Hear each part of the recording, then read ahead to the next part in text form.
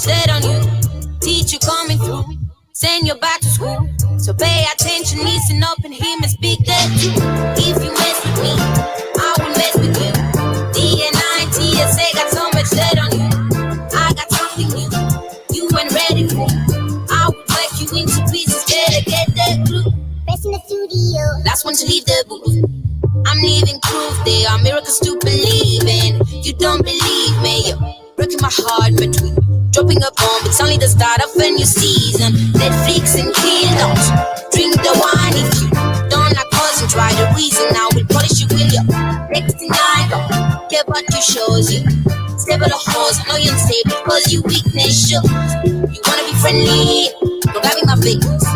If you wanna be trendy, stay at your place. How you get hooked is a mystery to me. 12 people on the stage is 11 too many, I'd say. You've never heard of me, but I will murder you. DNI, TSA got so much said on you.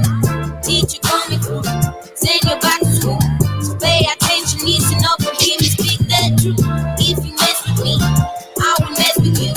DNI, TSA got so much said on you. I got something new, you ain't ready for. I will break you into pieces, better get that clue.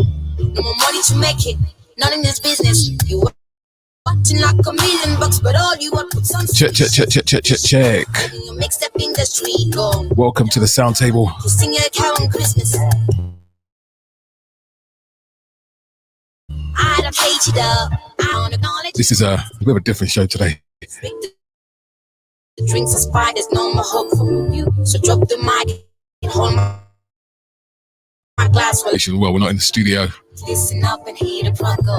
The bell is ringing, ring is set up, and the steady go. We're looking at over some fields. So I've got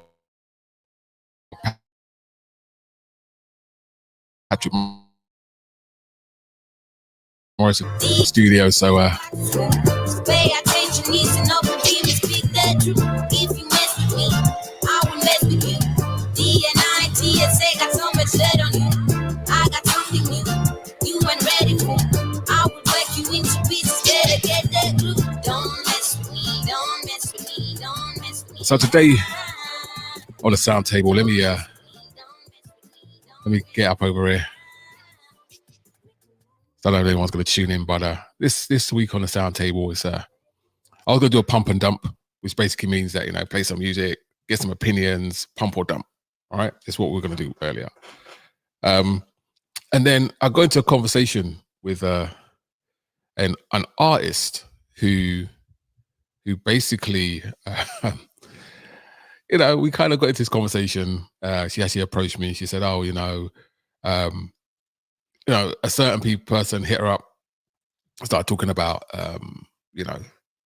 what's going on with, a certain show that I put out a couple of episodes ago when we talked with Tanqueray Hayward, and the DJs kind of brought everyone together and we had a conversation. And at the end of the conversation, we had this conversation about the Set the Trend podcast, and and to be honest, my disappointment on how the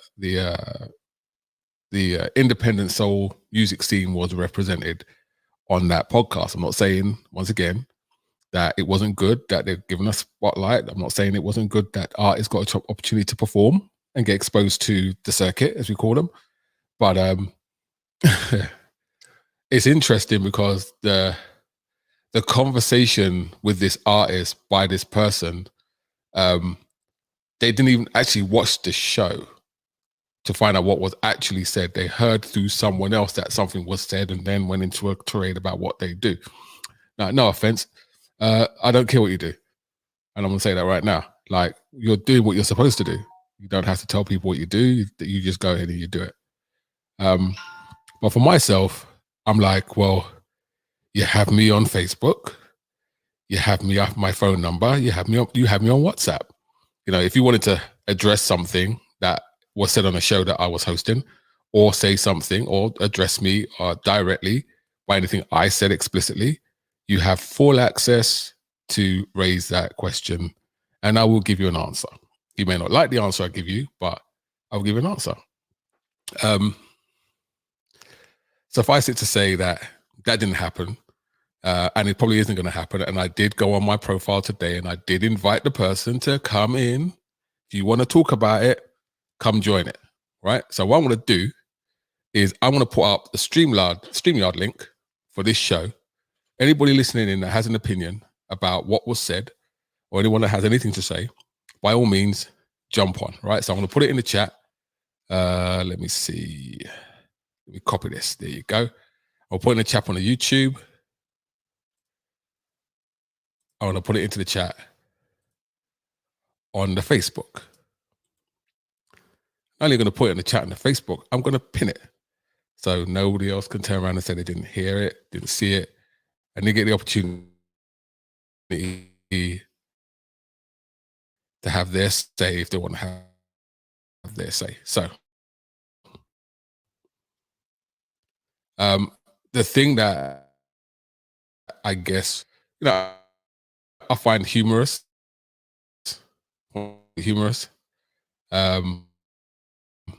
is just the nature and how people move in this environment and how people are,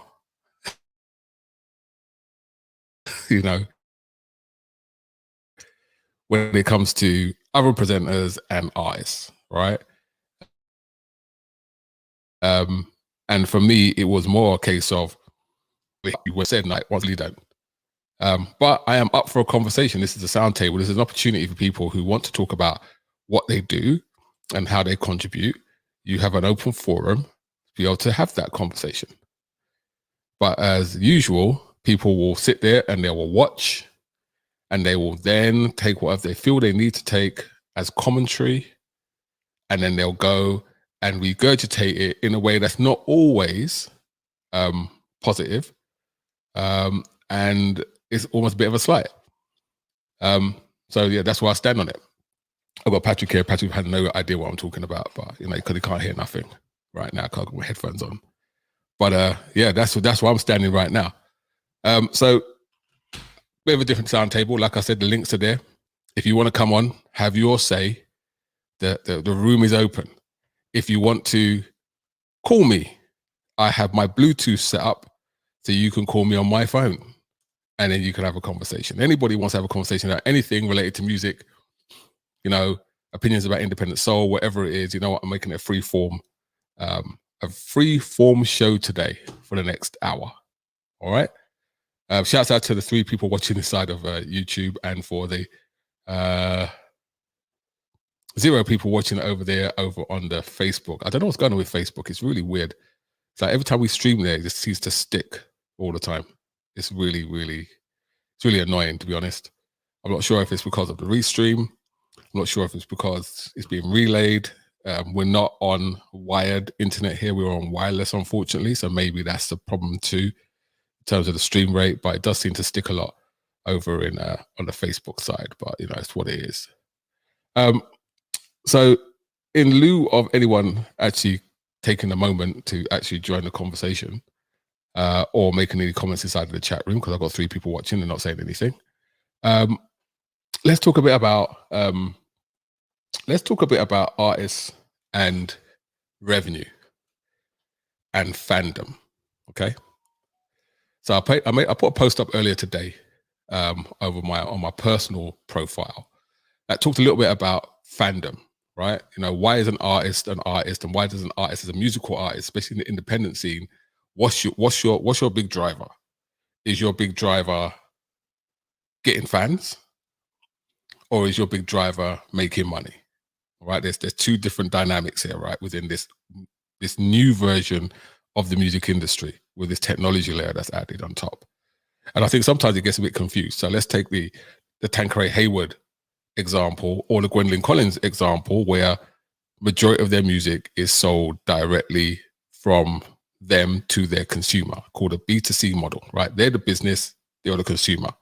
You go to one place to go get it, whether it's their own site or a site that they select that hosts the music and acts like their label, that people go there and pay them money, whatever that is, whether, I love the way Bandcamp does it. You can set a minimum, which is like 99 cents or $1. for every transaction. And then you can say, you know what, pay me what you want. And some people who want to support artists will pay over the odds of what you're asking. So I think that's a great setup, right? You know, you've got an opportunity to sell your music at a higher value than you put it out, you know, or you sell it yourself, which is based on the self-management. You have to curate that website, that property. You've got to upload the files. You've got to make sure that shopping cart works, make sure that you get that music out. Like all that stuff has to be taken into consideration also. So I just want to kind of talk around that. And I want to talk a little bit around what the future holds and what the alternatives are. And what's really what your how can I say this nicely? What your goal is as an artist in 2021, knowing that for the most of us, you know, the world's not going to open up the way we expect it to open up. And if it doesn't open up the way we expect it to open up, what do we need to do in 2021 to prepare ourselves for 2022? All right. So I think, hold on, let me see something now. Oh, see some comments. Right. Yeah. Shouts out to Vaughan. Vaughan Glow Forbes. Talk about the sound table. So yeah, so let's talk a little bit about that as I was like I'm talking to myself because no one wants to take me up on my offer to come inside of the chat room and you know have a go. Let's talk amongst ourselves. So I've been doing a lot of research around you know, different models and different reasons as to why, you know, independent soul artists aren't quite as successful as the younger artists who kind of embrace this technology. Okay, you know, partially it's the nature of our industry. Partially it's because we're still kind of embedded in that old school way of promoting our music, meaning radio stations are relevant. A lot of the younger artists that's in the genres that we like are starting to kind of break away from that and start to create their own fan bases. And there's a particular method to it, right? There's a method to the madness, and it works because you can see it works. So for some people, success means I have thousands of listeners on Spotify. There's a young lady here in Toronto, Desiree D, who put up a post the other day that turned around and she said, "Oh, you know, I'm in tears because I got 10,000 listeners for 3 songs on Spotify." Okay. Which means what? Exactly. Does that mean 10,000 fans? 10,000 streams? How much money does that mean coming back on the other side? Are you getting $10,000? No, you probably get 20, 25, 30 maybe off your 10,000 streams. So it's obviously not from a financial perspective, but in terms of putting herself out there as an artist, absolutely. You know, it's a way for her to make her money, or not make her money, make her mark, and eventually in making a mark, it will make her money. Like that's the kind of path that she's on if Spotify is that relevant to you. And this is where I think the rubber hits the road for some people, right? You know, we have these distribution channels that pushes all your stuff to all these different platforms. DistroKid. You put something up in DistroKid, it hits Spotify, Amazon, Pandora, iTunes, all these different properties that now you have to look at and manage to see where all your traffic is coming from. And there's some dashboarding inside of what they call dashboarding inside of DistroKid. But for the most part, you pay them money, they push it out for you, and then it's up to you to curate the properties it lands in to ensure people go there to know that your music's there. And the assumption is if I put it out there, they will find it. Well, let's look at the Spotify figures. Is it 44,000 or 50,000 songs go on Spotify every single day? I think that's around about the figure, about 50,000. Let me see. How many people go onto Spotify on a daily basis? How many songs are uploaded to Spotify? Let's use Google. How many songs? But when you're releasing something, you know, you're competing with all those people that upload their music who might have better strategies than you have. They might have an existing fan base. They may be big artists too, so they're going to draw a lot of the traffic, right? So, you know, these DistroKid things are great because it takes all the hard work out for you. You don't have to do all the hard work. But the flip side is what? You know, does reach equate to success? Well, if you have 10,000 streams on Spotify, but you've only had 10 streams on your SoundCloud, I guess that would seem successful to you. But if they become fans and come back, and then you go from 10,000 to 50,000, or 50,000 to 100,000, now you're getting successful, right? Now you start to move into that realm of people recognizing who you are and you as an artist. Hold on, how many songs are uploaded to Spotify every day? There we go. Love Google. Give me the answer, Google.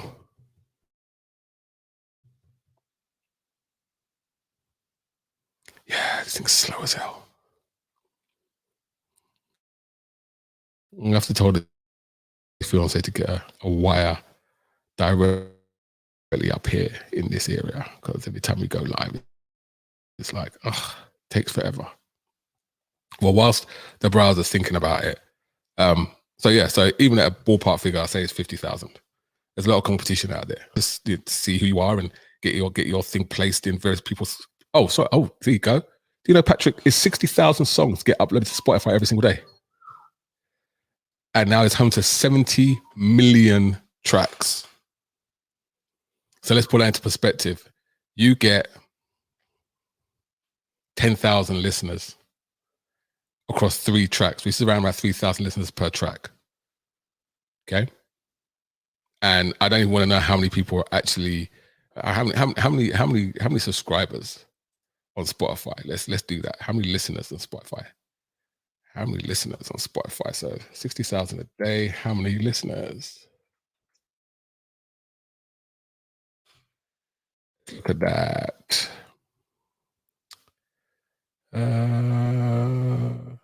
Let's see. How many listeners on Spotify? How many? Can't spell it.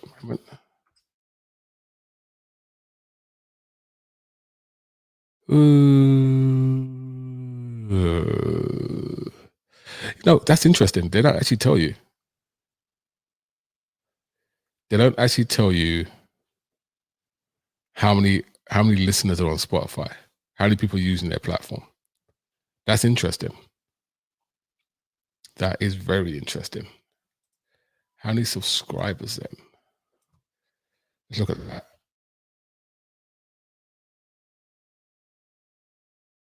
Okay, here we go. That's better. So they're averaging, for paid subscribers last year, they had about 155 million subscribers per quarter.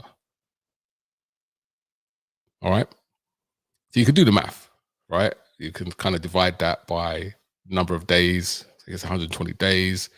So it's about 1.1, 1.2 million people a day. Subscribers that's on Spotify. And you capture 10,000, which is 1% or less than 1% over a month. Okay. So once you start to break down those figures that way, it doesn't seem quite as big as you think, right? And you can understand now how people get 250,000, 300,000, 400,000, 1 million streams on Spotify.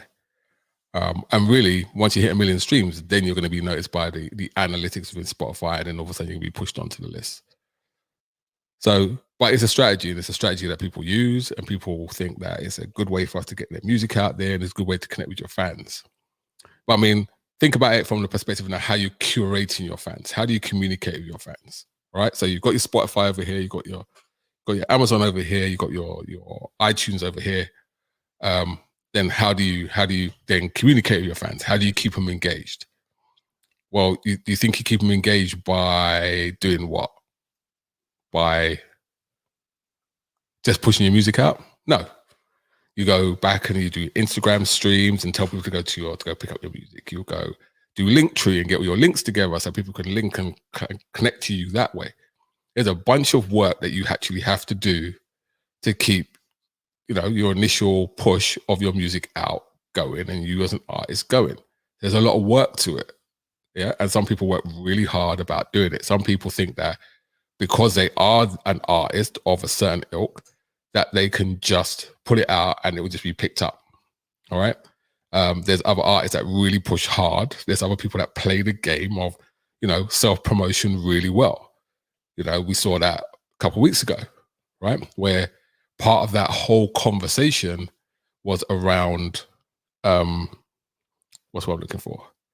Was around something that was misconstrued or maybe misrepresented or maybe actually been true, but it doesn't matter. Created a storm on Facebook, and then a whole conversation came out, and everyone wanted to know who this artist was, and then all of a sudden, now you want to know who the artist is, and what all the fuss is about. To me, well done, good play. It works. Any promotion is good promotion, positive or negative. Anything is good. Is good. Any publicity is good publicity, as they say. But we got to work out a way to do this.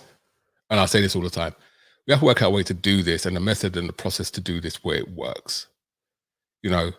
Making music, curating your music, bringing your fans to a single place, and then using that as your main communication base to be able to put out whatever content you've got, whether it's video, music, whatever it is. There's some independent artists that do that really well. Let's take Zoe, right? Zoe has a very active Facebook group. Everything Zoe does is through his Facebook group, more than his Instagram, more than any other platform he uses. Most of the stuff when it comes to his merchandise, new releases, videos, getting his stuff on TV shows, the Emmy stuff, he pushes everything through this particular Facebook group, and he curates that. He doesn't just post stuff and doesn't communicate. He communicates with his fans, and these are the fans he's met in concerts and shows and cities. He's personalized himself to a point when they feel that they're his friends. Cy Smith does the same thing really well as well. Like, these are artists that work their position in the industry by putting it in one place where everyone knows where to go get whatever they need to go get. All right. I would not have known about the Zoe release if I hadn't, what's the word I'm looking for? If I hadn't been inside that group, I wouldn't have not known about it. I would have known any other way because me and him are cool. But most of the information I heard about the release and the fact this tall black guy and it was coming was all through this one hub of communication, right? Or platforms or DJs or radio stations going to get them where they need to get to. All the hard work really starts with you, and you have to continue to do that. And some people are really good at it, and some people are not very good at it. Some people are still trying to work it out. So anyone that knows us, and I'm seeing to see if anyone's going to take me up on my offer, we're saying not.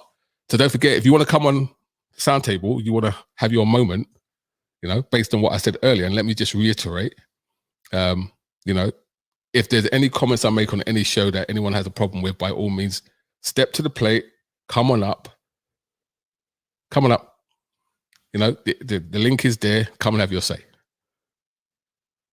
If you don't want to have your say, I don't want to hear anything about no backdoor, backyard, talk to other people to come back to me. You got my number. I'm completely contactable. You can hit me on Facebook. You can hit me wherever you want if you've got an issue. If you don't hit me up, then I assume you don't have an issue and your tampon string is showing. That's what I can turn around and say. Anyway, we're laughing for Patrick. I said tampon string. Yes, I said it. So as a music curator myself, and our organization curates music too, right? We've got our own label. I'm very interested on the artist side also. So I'm looking at what potentially, the artists that I don't take care of, but I kind of help manage and put their music out, the best platforms for them to be able to do that. So we have a couple of strategies. We don't put anything through Spotify. Like for Jusso, nothing goes through Spotify. Everything goes to our Bandcamp. Everything goes to her SoundCloud. I don't even put it on the iLife SoundCloud. It's her SoundCloud, our Bandcamp, because you can come to one place to go get it. And then other than that, there's a distribution list that goes out to DJs. And what we ask the DJs to do is, here's the track before it's released. All we ask is give us some feedback.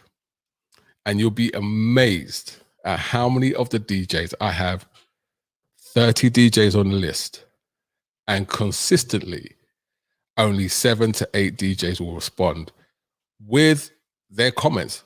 And I said, it doesn't have to be good. If you give me your honest opinion, there's a ranking in there. There's an opinion box in there. Come back and tell me what you think. Because how does an artist improve or change, or how do we measure where the artist should be placed if we don't get feedback, right? So that's what we do, and that's what we try to do with the artists that we work with. Jusso is our latest project. But even with the Facebook, or should I say the SoundCloud and the Bandcamp thing, right? Bandcamp obviously is for revenue, you know, and not going for the Spotify route. Is like, where else other than her social media is there a way for her fans to really connect with her and she could communicate with them? Well, Instagram is marketing, right?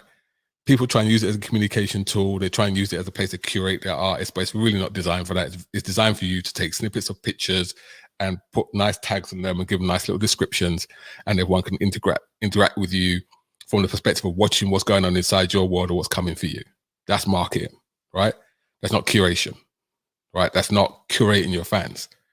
She's of a younger generation, so Facebook doesn't work for her because that generation hates Facebook. Facebook's for our generation. That's old people use Facebook. I still use Facebook extensively, like it's the be-all, end-all of life, and everybody and their mum's still on there. Everyone even gives a crap what goes on Facebook. I can't tell you how many times that someone will put a post up. I don't start banning this, puts a post up, tags me in it, or tags our organization in it with 50 or 80 other people to try and get reach. I'm gonna start banning you lot from doing that. Like, first of all, if you don't support what I do, why are you tagging me? If you've never come and listened to a show, if you've never shared one of our posts, why on earth would you tag me? Because you think I have audience that you can reach. By tagging me, you think you're gonna pick up, it's gonna get on my timeline, and then you're gonna get additional audiences. That's why people do it. Like, to me, that's disrespectful. Come and ask if it's okay if I tag you in this post when it's relevant. I will tell you yes, or I will tell you no, but people do it for fun, or they do it because they know they can do it. I'm going to block anyone tagging me or tagging our organization for anything, all right? But I digress because I'm not in bitch mode. You know, Facebook is not really an option for our artist Jusso. So of course, I'm now looking for places and spaces that we can do it. And I actually found a really interesting spot, which I'm slowly going to start introducing to people, because there's a couple of advantages to go in a space like this, and this particular platform. So we're going to get a bit technical right now, right? We're going to get a little bit technical, a little bit technology for you. All right. So things like Facebook, Spotify, to a certain degree, Bandcamp, any streaming service relies on what they call centralized storage. Okay. This centralized storage is where all your music is stored. Then you have the infrastructure around it to be able to, curate that music on their platform. Spotify has a skin over the top, and it allows you to do playlisting. There's a whole bunch of technology that sits on top of these music files. So it's delivered to you in a way that is pleasing, and there's algorithms that tell you what they want you to listen to, and you can generate playlists. There's a bunch of technology. All of those layers cost money. All right. All those layers cost Spotify money. And there's a big thing about, we were talking about earlier today about, revenue from Spotify and how streaming is killing off the artists in terms of revenue. Of course it is. But for you to be able to get on a platform as big as Spotify, as big as it is, you're not paying for it, are you? It's free. Technically, you can push to Spotify. You can go onto SoundCloud and push your stuff directly to Spotify, and it's free for you to host your music, and you can set yourself up, or you can set your Spotify for Artists account up for free. And then the flip side is now you've got access to this whole ecosystem with all these subscribers and potential subscribers and users. And then you stream your music and they don't pay you. You're like, well, damn, it's not even worth it because X, Y, Z. Well, there's a bunch of money for them to maintain the infrastructure like that if you're uploading 60,000 songs a day. a day with 70 million songs that you have to index and curate with all the technology on top. So I'm not an advocate for Spotify. I'm not an advocate for streaming services, but let's look at the reality. Let's look at the business model, look at the reality. It costs a crap load of money for you to maintain that. Same with SoundCloud. You get limited amount of space for SoundCloud, then you have to subscribe or pay for extra space and extra value from SoundCloud. But they use that so they can expand their infrastructure to support everybody that's trying to come onto SoundCloud to put their music on. Same with Bandcamp. Bandcamp are expanding, they're getting bigger. They've got millions of songs on there as well. But, they take a percentage of your sale to ensure that their infrastructure can be maintained. And they can expand and give you things like apps and better stream services and better looking websites. All this stuff costs money, resources, and time and effort, right? They're a business. So I'm a person I'm a technology guy. I'm like, okay, centralized services don't really work. So why don't I do my own centralized service? Go get myself some Amazon web space and start putting my files up there and boom. Well, my problem I've got now is if I do that and put a front end to it so you can go get your music, if I get suddenly Jusso blows up or one of the other artists that we mess around with blows up now and I've got millions of people getting songs, I'm going to get hit with the charges. They're called ingress charges. That's why I host my file. And then every time someone goes to get the file, whether they're streaming it or downloading it, there's a bandwidth charge, which is basically the size of your file. And there's a certain limit of how much bandwidth you can take every single month. If you exceed it, you get charged. And it scales up. So it's not sustainable. On top of that, if millions of people start hearing a song that I've got, I can't put it on one server because that server doesn't have enough resources to service all these requests. So I have to do a farm of servers, which means I've got to spend more money. So all of that being said, doesn't make any sense me doing it myself. So my journey so far has been interesting. And I landed on a site and a service that takes advantage of what they call the blockchain. And the blockchain and the ledger that kind of tells you where it is and what it is and what was done. Right. And the ledger kind of is like your tracker. Let's call it that. It will tell you when I've uploaded a song and it's hit the blockchain, who uploaded it, will tag it to say this is me, and wherever it goes, wherever it's stored. Napster, remember Napster? When Napster used to be the place where you go suck files from, and then you'll go and look at people's bandwidth and how many people are connected, and you start the really early BitTorrent technology where, based on how many people are connected, you'll get a bunch of things that, your speeds will be faster than your actual speed was. Very similar. But this one is about distribution and knowing where it sits inside the blockchain.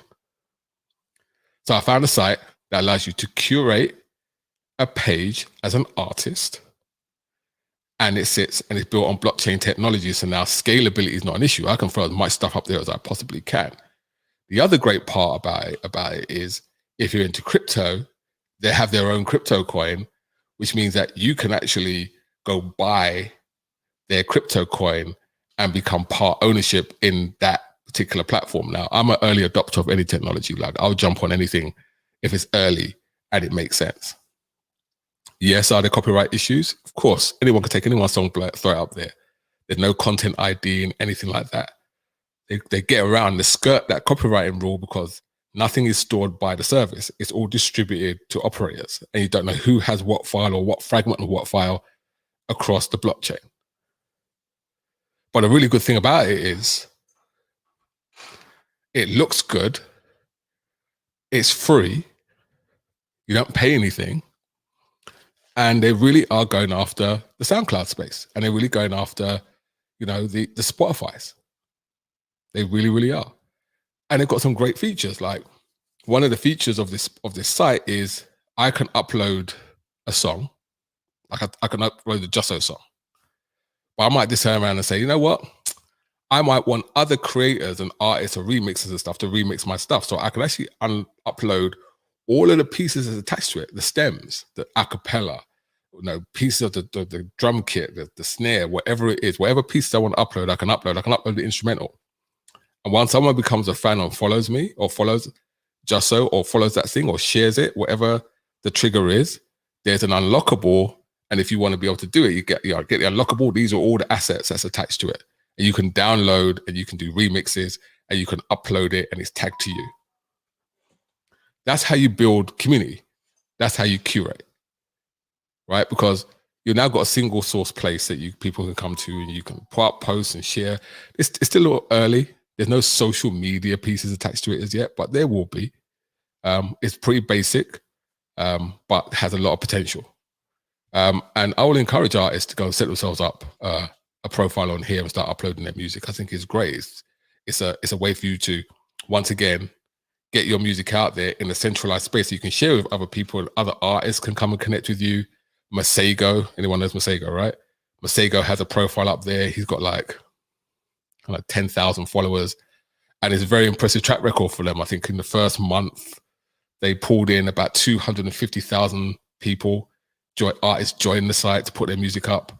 And it's a great little space because right now it's highly dominated by people that are in the NFT space. And we won't talk about NFTs in this show, but we will talk about it in the future, because I think there's a use case that's being developed for musicians where musicians can start making money again off their music using NFTs. It's like it's this close, but we'll talk about that on another show.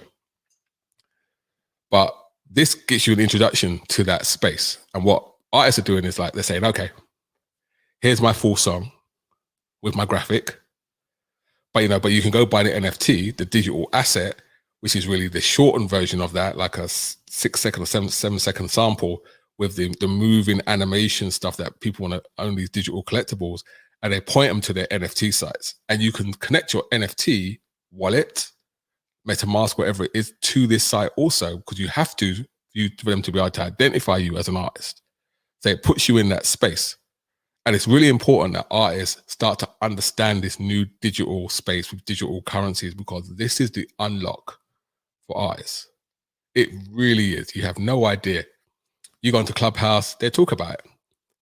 They're still trying to work out the pieces, but they're really talking about how artists can start empowering themselves and, putting out something, and making some actual money from it. And once it's on the blockchain, you're the creator, it goes to another owner. The owner has it. He'll hold it.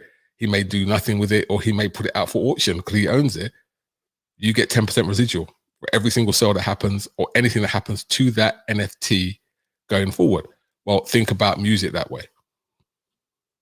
Imagine you put out a song, and if you know anything about songs, you got the master recording. You own the master recording. You may decide, you know what, I want to keep hold of 50% of this master recording, and I want to put out 5 collectibles.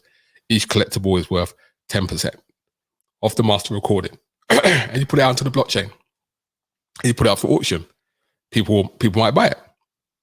Right? Whoever buys it has now got 10% stake in your masters.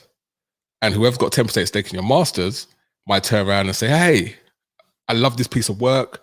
They promote it, someone starts to buy it, or they might decide to mint it themselves into a collectible and say, I want to take this 10% of this master, my 10% stake in this song. I'm going to mint 1,000 copies of this song and put it out into my gallery, into my blockchain. And 1,000 people might buy it for, 1 Ethereum. He gets all his money, you get 10%. All the way down. It's a sustainable model, right? Well, like I said, we don't want to talk about NFTs and blockchains right now. We're going to talk about places you can go curate your music. So I want to put the link up inside the chat room. And I want to put the link for the one we've set up or started to set up for our organization. And we're really starting to brand our organization a bit differently now. We have a division for crypto and crypto music that we're stuck on. Not just MetaMask wallet, and that's how you get verified. But it's very, very good for the artist that wants to start putting their stuff up into that space, because that part of the space is going to become far more transferable and far more popular in the next year. So get in early. Sessions is telling you to get in early. iLive is telling you to get in early. And if you know anything about our history and anything about what we do, you already know that we're always there ahead of the game in terms of what we're doing. We're always 5 steps ahead. Even though I'm giving you this now, I'm already 10 steps ahead of where you guys are going to be once you look at this. All right? So go take a look at that. Set yourself up a page, follow us, share it. That's what you're supposed to do. Build your community. Build your musical community. All right? We've got 3 tracks up there. I Like Jazz Break, Kiara Leah's I Need Space, and Games, just so. Hey, it's Mark A. Evans. Listen, man, I love this guy. Mark A. Evans is just he's a G. He is a straight G. I appreciate you too, brother. He says, I appreciate you, Jay. I appreciate you too, man. Like, he's one of the realest guys you can ever meet in the industry and super supportive. And Mark, listen, hey, go set yourself up, man. Go set yourself up your NFT, your audacious space. Yeah? Set yourself up, come follow us, put some music up, we'll share it, we'll create playlists. Let's start building the community. The great thing, like I said, the great thing about this site is it's mainly dominated by EDM and techno guys. There's very few soul artists in there. There's very few independent soul artists in there, but there's a whole infrastructure you can use to kind of connect and build libraries and build playlists and get some following going. Take advantage of it. That's what you do. All right, let me oh, damn, did you hear that? You didn't hear that, did you? I hope not. All right, let me play a little bit of music. I'll take a hot break. I need to go use the restroom.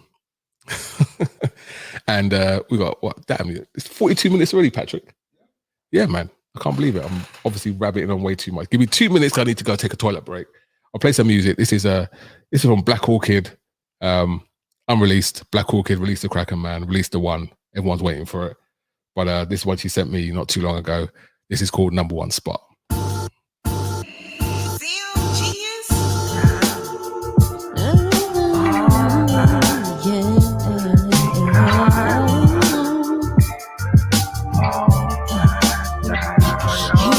Tell me not to come to certain hours of the day, and I'm tired of being second place, but you won't lose your I know I'm not your main girl, but you treat me like I am. Yeah. Don't you make me get fed up and tell your girl that.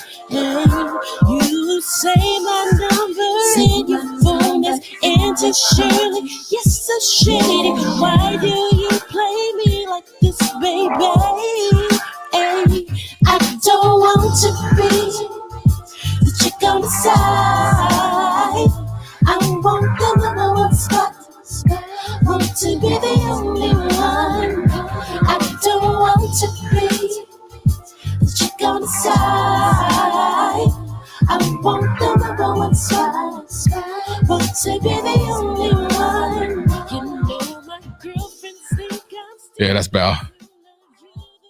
That's much better. Shout out to Blaze. We're not talking to Blaze. Blaze is like in musical purgatory right now. We're not talking to Blaze, like musical purgatory. All right. Oh, sorry. I didn't even realize I had people inside of the Facebook. No one was watching Facebook before. Come over to the YouTube. That's where we all are. All right. But I will post a link up into the Facebook as well, the Facebook stream, so you guys can. When this damn browser starts to behave itself. Yeah, when it decides to behave itself. Why is this running so slow? Really struggling. Anyway, enough of that. You'll find the link.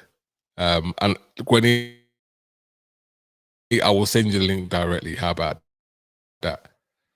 All right. So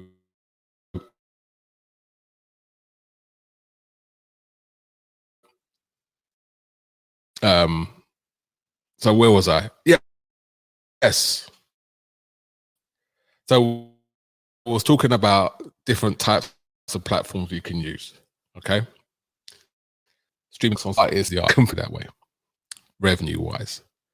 So go find the self-curated sites, the Bandcamps, start your own site, encourage people to buy your music, buy your merchandise. Merchandise is very important too. T-shirts, masks, whatever it is, sell everything. You know, take your music, build music that you can get sync deals from. Whatever you need to get done, get it done. But there's a future coming where this digital music that we're putting out right now is going to go fully into the digital space. And you can then take a really cool, okay, let me use Mark Evans as an example, right? So Mark, you might have a track that you've never released, okay? Ever. Like it's sitting in the vaults, never come out. It hasn't come out on the EP, it's fully finished, but it's never got around to putting it out. And now you know you're a legend, right? You have fans, okay? Technically speaking, what you can do is you can take that piece of music with a piece of art, find yourself a good designer to create a piece of art that kind of encapsulates the spirit of that music. And you can take it and you can mint it on the blockchain. And then when you mint it on the blockchain, you can say, this is how much I believe it's worth. And you can put it up for auction in cryptocurrency. All right. And it's only Ethereum right now is the big one, right? That drives all these crypto art sites. But somewhere like foundation.io or foundation.app, should I say, not IO, because IO was trying to steal your stuff. But foundation.app, what app will do is it allows you to mint it. You have to pay some money to mint it. It's called gas fees, but we'll go into that when we start talking more about NFTs and another show. But you have to pay some money to get it onto the blockchain. And then once you've got it onto the blockchain, it goes into an auction. That auction has an end date and you can set the price and watch and wait. Let your fans know. People are into your music, right? And once again, the moment someone buys it, you, the creator, now your piece of artwork with the piece of music behind it now has an owner. And that owner now can decide what they want to do with it. They might keep it, or they may decide to sell it on as part of a collection. Whatever they get for it, you get. But even when they do buy it from you initially, you can have an unlock feature that actually goes and gets that unreleased song as one of a kind, right? Meaning that the only person who's going to have it other than you is this person. And that's what that whole collectibles environment's about, NBA Top Shot, all that kind of stuff. So artists are starting to take advantage of this, right? They're taking advantage of smart contracts, which is this digital contract that basically tells you everyone that's connected to that piece of digital asset, wherever it goes within this blockchain. So that means that, you know, the SoundClouds, the Bandcamps, the Spotifys, they're all going to move to that technology because for record labels, that's the best way of collecting revenue on copyrighted materials, right? That means you can't take it out of the infrastructure. The moment you try and take it out and put it somewhere else, it's that whatever key is marked with is going with it. You can tell who's got it, when they've got it, how long they've held it for, what they're doing with it. That's the future.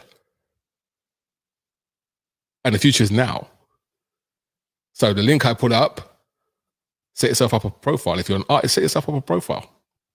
If you need help, hit me up directly. I will show you how to do it. It's not hard. It's pretty straightforward. Yeah, you do have to have a wallet to do so you can connect it to this account. And they do that because they're going to start selling music eventually into the blockchain. Right now, you can just upload music and people can listen to it, share it, like it, put it in their playlist, favorite it. All those social pieces you can do right now, but they're connected to a wallet because eventually, based on their roadmap, they're going to start selling this, allowing you to sell this music to start competing with the crypto art platforms. Get in early. Get in early. Don't wait till the train's gone past. Get on the front of the wave and work out how you can use this technology to your advantage. And I hope Gwenny's listening, because, Mark, I want to get on Gwenny. I'm going to put my foot in her behind. I'm going to get on Gwenny, because I think there's an opportunity here to solidify a community and be real people that really driving innovation in terms of really looking and rethinking the way we distribute music and how we get revenue from music. I think there's an opportunity here. I will sit here in front. I think there's an opportunity.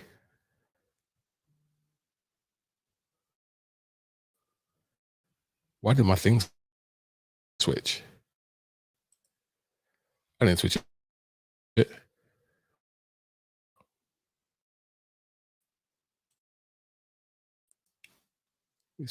Switch it back over. Boom. Why did my thing switch over? Did my StreamYard crash? No, it's fine. Okay, cool. So I think there's a good way for us to be able to move forward, as a unit, as a collective of people that I believe that are independents, that are very successful, because most people are independents now, right? Let's be straight. But they've got careers from before, or they've got some smoke from before, and they've got fan base already, and they're good. We're talking about the ones that are trying to break through now, the ones that are the underground artists. You need to get on a level playing field. One of the examples I put up today on Facebook was a man who was a techno producer. And in the 11 years or 10 years since he released his music, which was in 2011, his total amount of revenue from Spotify was around about, I think it's 250 million streams or something, some million streams. He got 250 million streams, I think he got over 11 years. And he netted $27,000, which to everybody is like, okay, that's good, $27,000. But it's 250 million streams. If he was if 250 million people downloaded his album at 99 cents, even with the money that you'll lose from Bandcamp, which is 30% of that, what money he'd be sitting on. But he got into the NFT space. He took a track, took that track, put some art on top of it, 6-second snippet, put it up onto the blockchain, and sold that within a day for the equivalent of $13,000 to a collector for a 6-second snippet of a song that he put out in 2011. But in one shot, he earned half the revenue within a day, half the revenue he had gotten over the last 10 years through streaming services. You got to rethink what you're doing, man.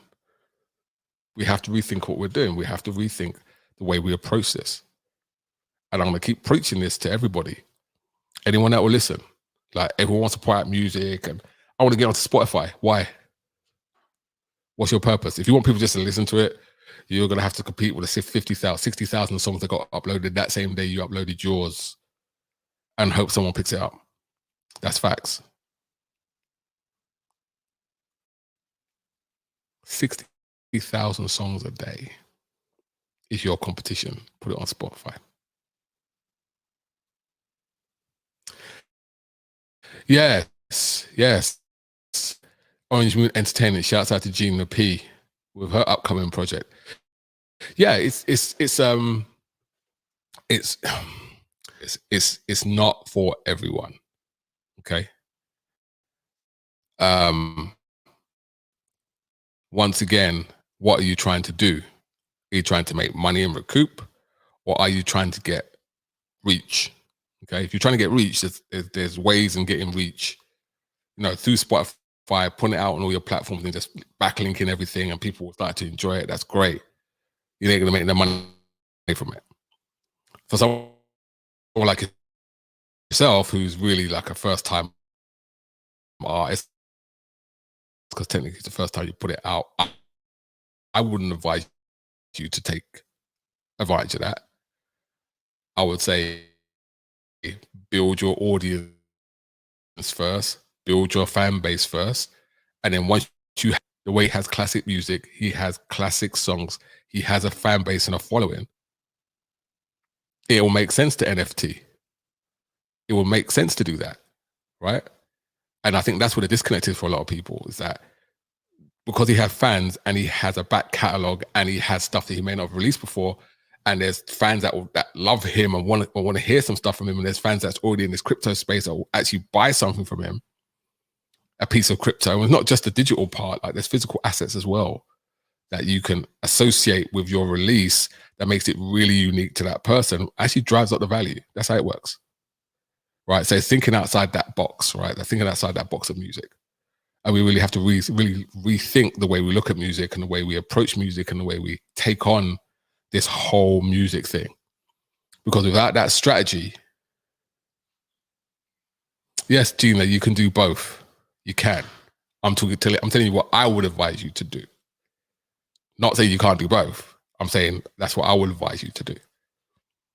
Because all I've seen so far is the constant disappointment of people that try and do it for the first time and don't get anybody buy-in. And they say it's useless. Well, it's not because it's useless. It's because your go-to-market plan wasn't correct. You know, it's better to hit once you've built and have something than to try and hit when you've got nothing. You understand?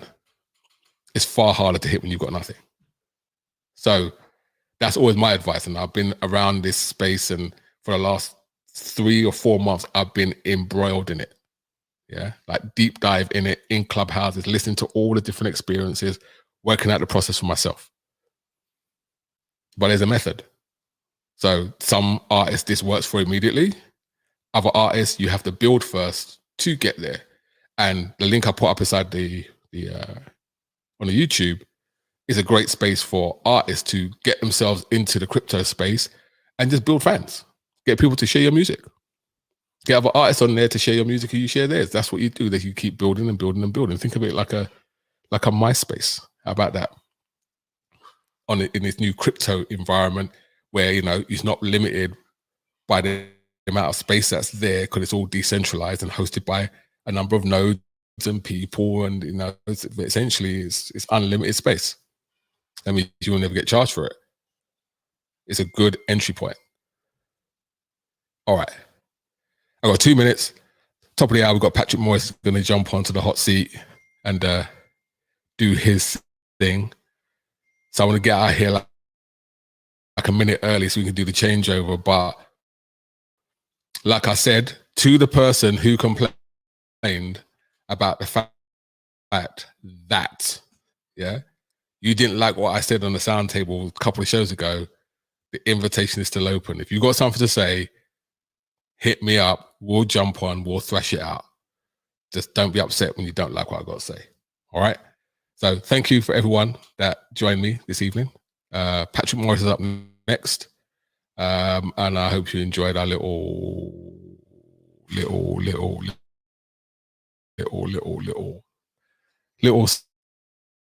what I call this? Rant. Patrick said it's a rant. I don't really care. Anyway, we're out. Peace.